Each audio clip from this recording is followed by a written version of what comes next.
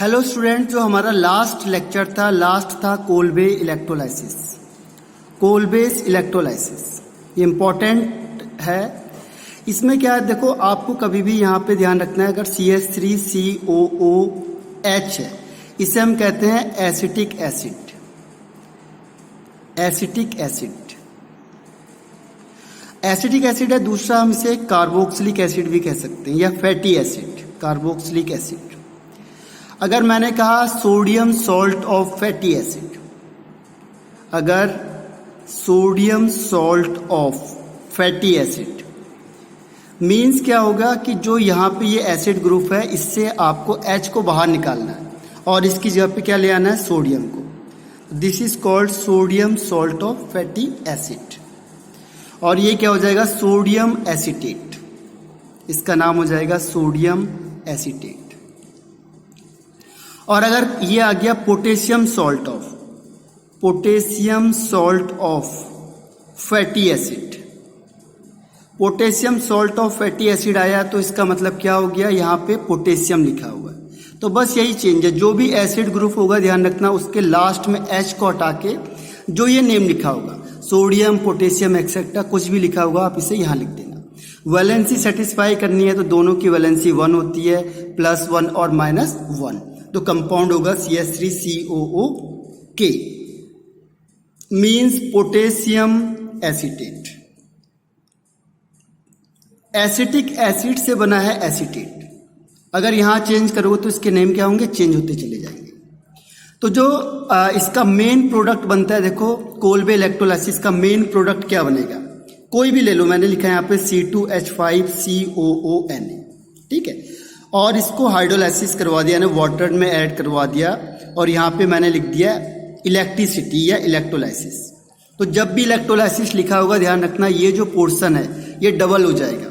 जो प्रोडक्ट में आएगा ये आएगा C2H5, यानी एल्केन फॉर्म हो गया। सेकेंड क्या होता है, CO2 गैस बनती है यहाँ से। थर्ड पॉइंट क्या होता है, ये वाटर टूटेगा H+OH- में, तो ये हाइड्रोजन बन जाता है और Na+ और OH- यानी NaOH। तो ये 4 प्रोडक्ट इससे फॉर्म्ड होते हैं जो हमने आपको मैकेनिज्म में बताए थे।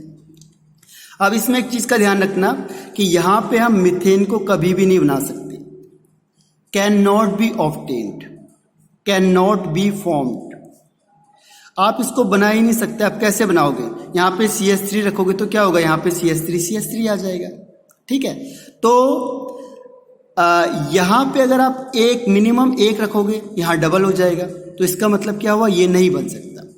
और ये कंपाउंड कैसे बनेगा, देखो इसका N-1, एक कार्बन यहां से कम हुआ, इसके 2 मॉलिक्यूल से 2 कार्बन कम हो गए, यानी ये जो बनेगा आपके पास प्रोडक्ट जो बनेगा, जैसे मैंने जनरल बता रहा हूं कि RCOONA, और इससे मैंने हाइड्रोलाइसिस कराया इन प्रेजेंस ऑफ इलेक्ट्रिसिटी। तो क्या होगा, यहां पे R और R मिलेगा, यानी कि N-1, इसके 1 और 1 2, तो 2 N-1 क्या हो गया, इससे कम हो गया, 2 कार्बन इससे कम हो गए। यहां पे ओवरऑल जितने कार्बन होंगे उससे 2 कार्बन क्या होगा, कम हो जाएगा। तो ये ध्यान रखना आप लोगों को। सेकेंड चीज क्या होती है इसमें कि अगर सपोज करो मैंने एक सिंपल लिया, अगर मैं यहां पे ले लूं CH2 और CH2, ये COOH और COOH, और यहां पे मैंने लिख दिया NaOH के साथ हाइड्रोलाइसिस करेंगे, फिर क्या होगा। तो देखो बहुत सिंपल सा फंडा है। यहां से हमें क्या मिल रहा था, फ्री रेडिकल मिल रहा था हमें यहां से। तो ये क्या होगा, ये ग्रुप निकलेगा, यहां से बनेगा फ्री रेडिकल। यहां पे भी देखो इस ग्रुप में CH2 निकल रहा था, यहां से बनेगा फ्री रेडिकल। अब एक फ्री रेडिकल यहां आएगा, एक फ्री रेडिकल यहां आएगा, यानी कि अब बन जाएगा CH2 डबल बॉन्ड CH2। बाकी के प्रोडक्ट सेम बनेंगे। तो ये चीज का ध्यान रखना आपने। कई बार क्या होता है, मिस करने के लिए आता है, ये कोलबे इलेक्ट्रोलाइसिस है, या यहाँ पे वो लिख देगा इलेक्ट्रोलाइसिस, ठीक है। और भी आपको कंफ्यूजन कर सकते हो। देखो इसके अलावा क्या आ सकता है, इसके बेस पे यहाँ पे दे दिया मैंने CH डबल बॉन्ड CH, और यहाँ COH, और यहाँ पे भी COOH। अब क्या हुआ, अब तो डबल बॉन्ड है इसमें। अब क्या होगा, पहले तो सिंगल बॉन्ड था, अब तो डबल बॉन्ड आ गया।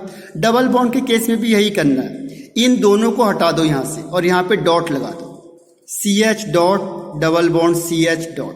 अब क्या होगा, एक इलेक्ट्रॉन ये देगा, एक इलेक्ट्रॉन यहां से ये देगा, यानी क्या बन जाएगा, ट्रिपल बॉन्ड बन जाएगा। तो ध्यान रखना कि इस तरीके से यहां पे क्या लिखा होगा, NaOH और काइनेटिक एनर्जी।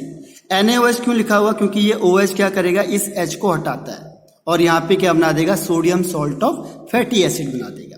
अगर इस तरीके से कंबाइंड होगा डबल बॉन्ड में और दो हैं, या ट्रिपल बॉन्ड में होगा, सिंगल बॉन्ड में या डबल बॉन्ड में होगा, तो सिंगल का क्या बन जाएगा, डबल बॉन्ड बन जाएगा, और डबल बॉन्ड का क्या होगा, ट्रिपल बॉन्ड बन जाएगा।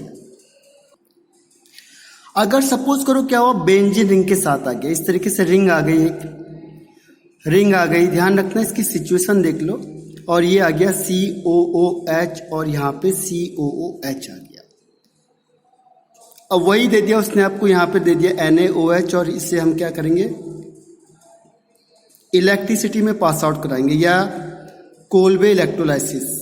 तो इस कंडीशन में क्या होगा, जहाँ यहाँ पे डॉट लगा दो, यहाँ पे डॉट लगा दो, जहां पे COOH ग्रुप होगा वहां पे आपको क्या लगाना है, डॉट लगाना है, यानी वहां पे फ्री रेडिकल आएगा।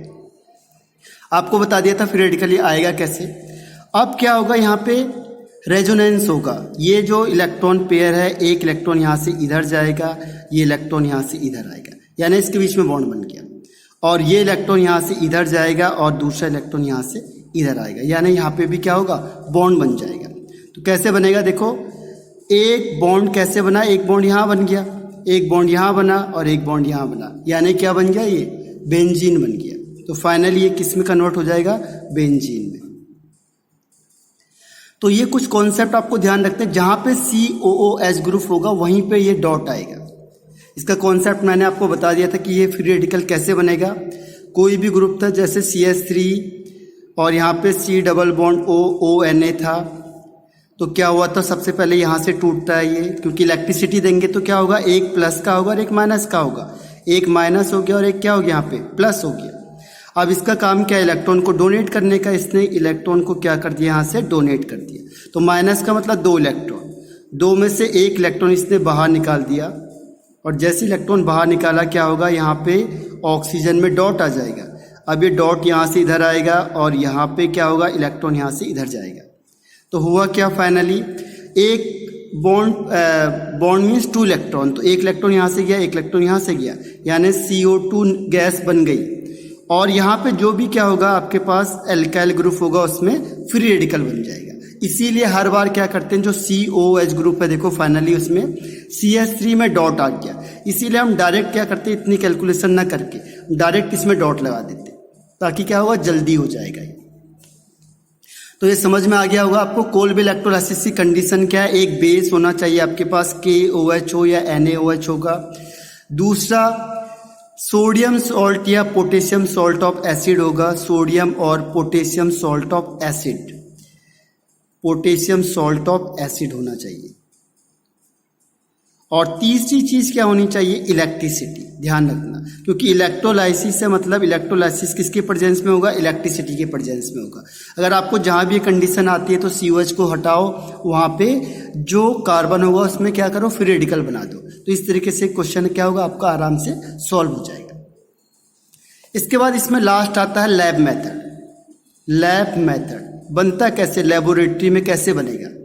तो हम क्या करते हैं, एल्युमिनियम कार्बाइड को, एल्युमिनियम कार्बाइड बनता कैसे, देखो कार्बन की वैलेंसी होती है 3 और एल्युमिनियम की वैलेंसी 3 और कार्बन की वैलेंसी 4, तो ये क्रॉस मल्टीपल कर दो आप, तो ये बन जाएगा NaL4C3। और इसमें हम क्या करते हैं, वाटर पास आउट कराते हैं, तो आपको पता है वाटर से आपको क्या मिलेगा, हाइड्रोजन एंड OH माइनस, ठीक है। अब होगा क्या फिर, हाइड्रोजन किसके साथ जाएगा, कार्बन के साथ, और OH माइनस किसके साथ जाएगा, Al के साथ। तो ये क्या बनता है, AlOH का होल थ्राइस, और ये इसके साथ जाएगा तो ये बन जाता है CH4। इस तरीके से कंपाउंड फॉर्मेशन होता है। तो ये क्या बन गया आपका, मीथेन, ठीक है। और एक और एग्जांपल इसमें Be का, Be2C प्लस 4H2।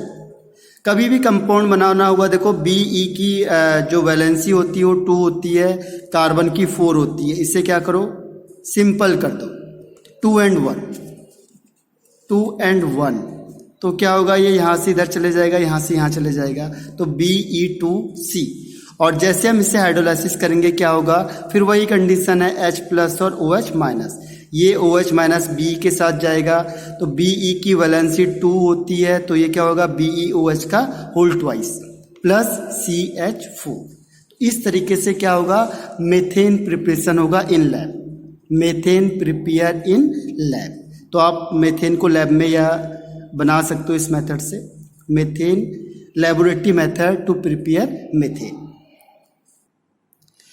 तो यहाँ तक इसका जो मेथड ऑफ प्रिपरेशन, जो पहला स्टेप है वो फिनिश होता है आपका। जो फर्स्ट स्टेप है कहाँ तक, मेथड ऑफ प्रिपरेशन तक फिनिश होता है। अब आपके पास 2 स्टेप बचे हुए हैं। 2 स्टेप कौन से बचे हैं, देखो पहला स्टेप बचा है इसमें फिजिकल प्रॉपर्टी, जो सबके लिए सेम होती है लगभग। फिजिकल प्रॉपर्टीज में क्या है, फिजिकल स्टेट क्या है, कौन सॉलिड है, कौन लिक्विड है, कौन गैस है। तो फिजिकल स्टेट हम पहले देखते हैं, उसके बाद सॉलिबिलिटी देखते हैं कि वाटर में सॉल्युबल होगा या नहीं होगा, मेल्टिंग पॉइंट देखते हैं, बॉइलिंग पॉइंट देखते हैं, डेंसिटी देखते हैं। तो इस तरीके से क्या होगा, ये जो आपका नेक्स्ट टॉपिक होगा that is physical properties. Thank you.